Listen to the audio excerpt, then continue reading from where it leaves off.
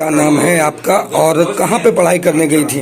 मेरा नाम कामना है और मैं टंडोरा नेशनल मेडिकल यूनिवर्सिटी आई थी। ये युद्ध हुआ था तो आप उस वक्त कहाँ पर थी और किस तरह का मंजर था?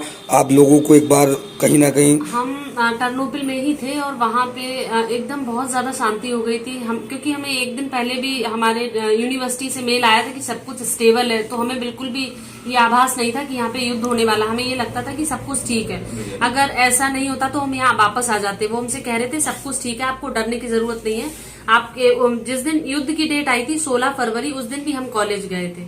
यहाँ तक कि 22 फरवरी को भी हम कॉलेज गए हैं, क्योंकि उन्होंने कहा था सब कुछ सामान्य है, कोई डरने वाली बात नहीं है। आपके सामने एक ऐसा मंजर आया जो आपने भविष्य में कभी ऐसा सोचा नहीं होगा। क्या लगा है आप लोगों को उससे? क्योंकि हम लोग के पास नोटिस आया कि जब ये सायरन बजेगा तो आपको बंकर्स में जाना है। एक मिनट का सायरन बजेगा तो आपको सारी लाइट ऑफ करनी है, यहाँ तक कि मोबाइल की भी लाइट ऑफ करनी है। कुछ भी लाइट नहीं होनी चाहिए। अगर लाइट जलेगी तो वो आपको पॉइंट आउट कर सकते हैं। तो जैसे ही ऐसा हुआ हम लोग बंकर्स में चले गए और ऐसे गए। वहां पे बंकर्स में बहुत ज्यादा माइनस में टेम्परेचर था। तो हम लोग जूते उठा के जो हमें मिला, और ये भी हमसे कहा गया कि एक बैग रेडी रखना जिसमें थोड़ा खाना हो, आपकी थोड़ी चीजें हो, क्योंकि हो सकता है आपको बंकर्स में 2-3 दिन रहना पड़े, तो उसके सर्वाइवल के लिए आपके पास कुछ सामान हो। तो हमने बैग रेडी कर लिए थे। हम हमेशा रेडी रहते थे, जूते पहन के रहते थे, ताकि कभी भी वो कह सकते हैं गेट के पास तो हम एकदम से बंकर्स में भाग जाएं। बंकर्स मतलब नीचे अंडरग्राउंड में होता है घर के। वहाँ पर आप लोगों को व्यवस्था को लेकर बात की जाए तो किस तरह व्यवस्था रही थी? कुछ भी व्यवस्था नहीं है वहाँ पे, कोई भी व्यवस्था नहीं है। वहाँ पे जो भी किया है हमने खुद से किया है। ना ही यूनिवर्सिटी के कोई फैकल्टी हमें कोई व्यवस्था देती है, ना ही जो वहाँ पे इंडियन एजेंट है जिन्होंने हमारा एडमिशन कराया है वो हमें कोई व्यवस्था दे रहे हैं। वो बस ये कह रहे हैं कि हम यहाँ पर सेफ हैं, क्योंकि उनका रेसिडेंसी वहीं पे, उनकी फैमिली वहीं पे है। वो हमें कोई भी हेल्प नहीं कर रहे। हम जो भी आए हैं यहाँ पे खुद का रिस्क लेके यहाँ पहुंचे हैं। ब्लास्ट स्टार्ट हुआ 24 फेब को, तो हम लोग अपने सिटी टर्नोपिल में ही हॉस्टल्स में थे, जो कि यूक्रेन के वेस्टर्न एरिया में है, पश्चिमी साइड में। वो थोड़ा सा सेफ है। जहाँ पे कीव में बॉम्ब ब्लास्ट स्टार्ट हुआ वहां से वो पोलैंड और रोमानिया के बॉर्डर के पास है, जहाँ पे हम थे। और जो वहाँ का ईस्ट एरिया है वहाँ पे, और वेस्ट ईस्ट है वहाँ पे बहुत ज्यादा, वहीं पे सारे बॉम्ब ब्लास्ट स्टार्ट हुए। तो हम लोग तब भी सेफ एरिया में थे। लेकिन दूसरे दिन 25 फरवरी को वहां पे भी सायरन बजने लगे और हमें इंस्ट्रक्शंस मिलने लगे कि जब भी सायरन बजेगा सारे लाइट्स ऑफ करने और हमें बंकर्स में जाना है। बंकर्स बिल्डिंग के हर एक अंडरग्राउंड में होता है, तो जब भी कोई ब्लास्ट होगा वो एक सेफ जगह होती है। इसलिए हमें जब भी सायरन बज रहे थे, दिन में 5 बार बज रहे थे, तो हमें वहां पे सेफ जगह पे जाना था, बंकर्स में जाना था, और कभी भी कोई भी ब्लास्ट हो सकता था। 25 को तो कोई ब्लास्ट नहीं हुआ, लेकिन सुबह हमें पता चला कि वहां पे रशियन ड्रोन्स देखे गए, लेकिन सारे लाइट्स ऑफ कर दिए थे सभी लोगों ने, तो उसकी वजह से वो वहां पे कुछ कर नहीं पाए। उसके बाद 26 को फिर हम शाम को, और यूनिवर्सिटी से हम उम्मीद किए हुए थे कि वो हमें यहाँ से बाहर निकालेंगे, लेकिन वो कुछ भी व्यवस्था नहीं कर रहे थे।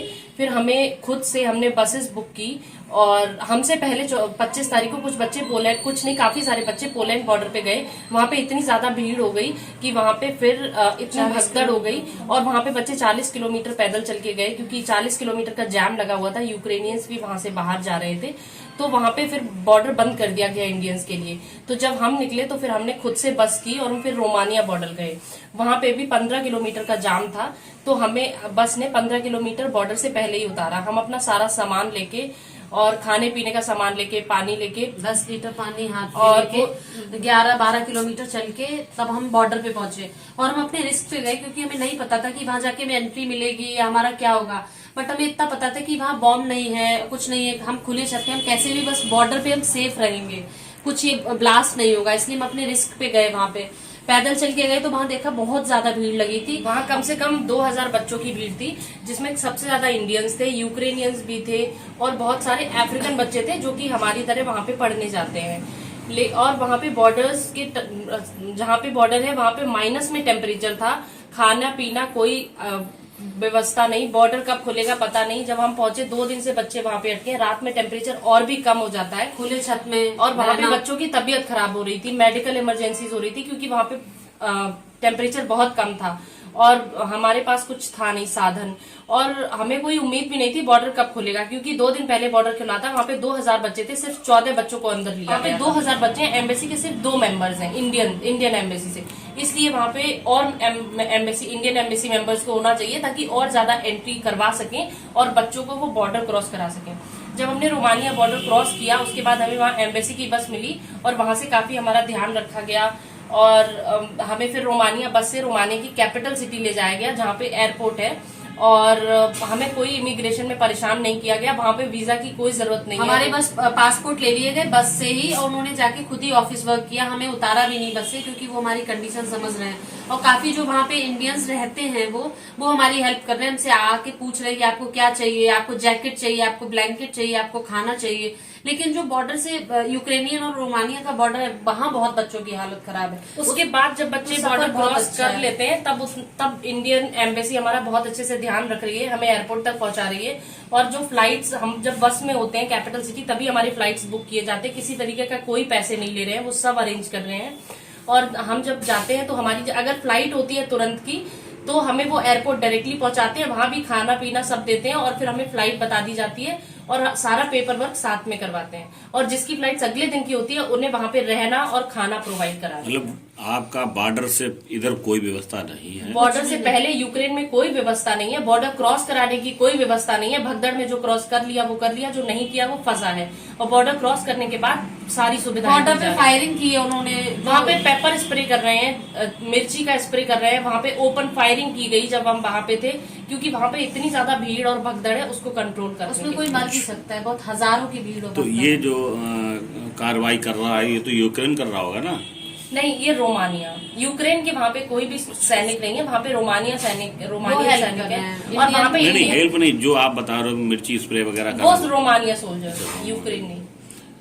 क्यों बची हुई है बॉर्डर का गेट इलीगली बच्चे खोले, तो अच्छा, इसलिए अच्छा, वो कंट्रोल करने के लिए ऐसा कर रहे हैं, क्योंकि वहाँ कंट्रोल करने के लिए बहुत कम लोग हैं, बच्चे बहुत ज्यादा। रोमानिया से कब चले आप? रोमानिया से हम कल चले, कल परसों रात के 12 बजे परसों रात को 12 बजे हम बॉर्डर क्रॉस हमने किया वहाँ के 12 बजे। उसके बाद 8 घंटे बस में हम कैपिटल सिटी पहुंचे वहाँ पे, और वहाँ से हमारी फ्लाइट थी कल वहाँ के 8:30 बजे। और फिर हम वहाँ से यहाँ पे आज सुबह 6:30 बजे, यहाँ के 6:30 बजे दिल्ली पहुंचे।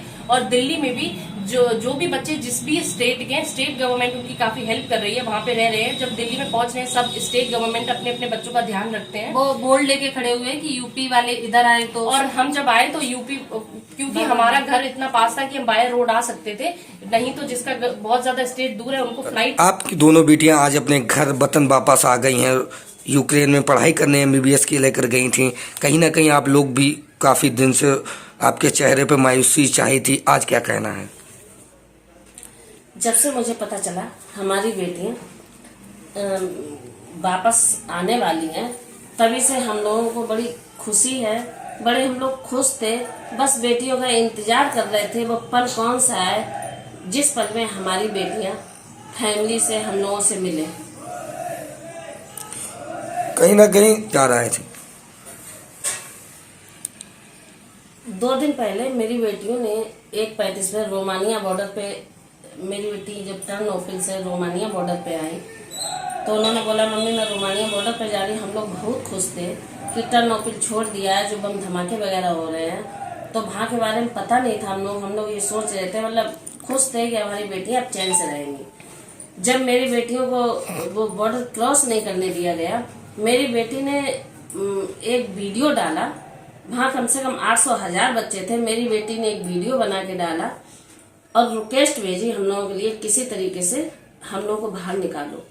तो जब मैं ड्यूटी पे थी, मैंने जब वो मैसेज देखा, जो मैंने वीडियो देखा, तो मेरा दिल दहल गया, माइंड भी नहीं काम कर रहा था। मैं ड्यूटी छोड़ के घर पे आई, बेटियों के पापा और बेटियों का बड़ा भाई डॉक्टर गौरव, ये लोग पहले से ही जाग रहे थे।